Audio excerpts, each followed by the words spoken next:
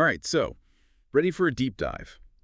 Today we're tackling a creature you guys seemed super into, the Icelandic Yule Cat. And get this, one listener even sent in this whole story, Whispers of the Yule Cat, reimagining the legend. But before we go that modern, anyone else picturing a giant, kind of scary cat right now? We got to start with the OG lore, right? Luckily, our experts got us covered there, ready to unpack centuries of Icelandic cat tales. Let's do it. And yeah, forget cute kittens by the fire. We're talking about something way more intense, tied to like the real deal of Iceland's winters, you know? Okay, so not exactly a cuddly house cat then. What's the origin of this image? Where'd it come from? Picture this. Massive, black as night, prowling through the snow. It's meant to be scary.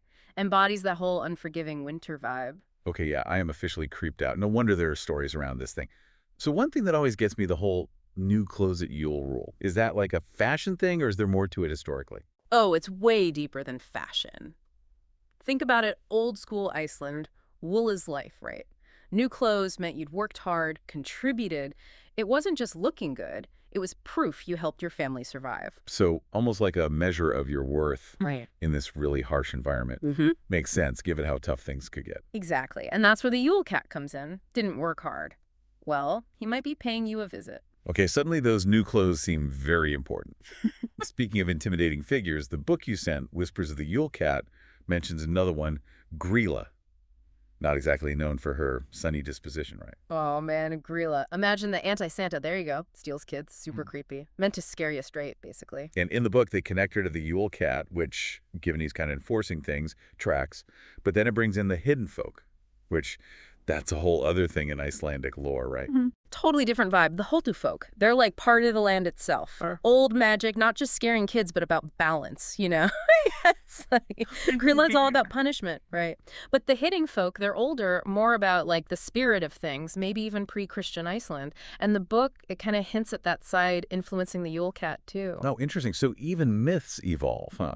Like, our beliefs change, so did the stories. Which, speaking of, there's that girl in the book, Katrin. She kind of throws things for a loop, right? Yeah. What makes her encounter so important? It's like she makes you ask what makes someone deserving of punishment.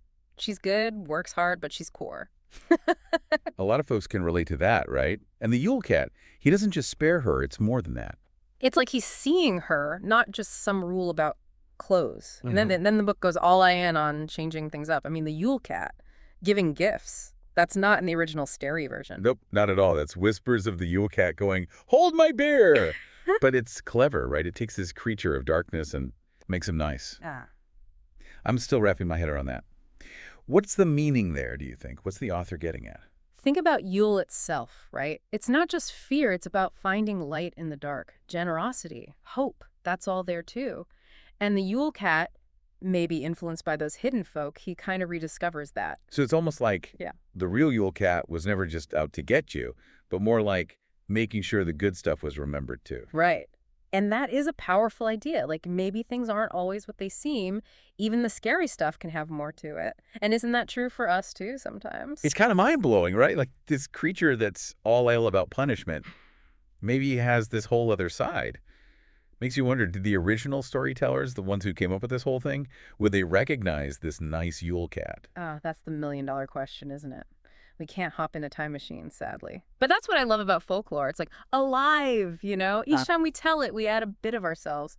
And our version, right now, with this book, it feels like we're kind of hoping for a kinder Yule Cat, like reflecting what we want to see in the world. Yeah, I get that. And honestly, it makes sense. We bring our own baggage to these old stories. But hey, maybe the original Yule Cat did have a soft spot. We'll never truly know. Okay, but now I'm really thinking, what if someday the Yule Cat bringing gifts is just as normal as the scary version? Stranger things.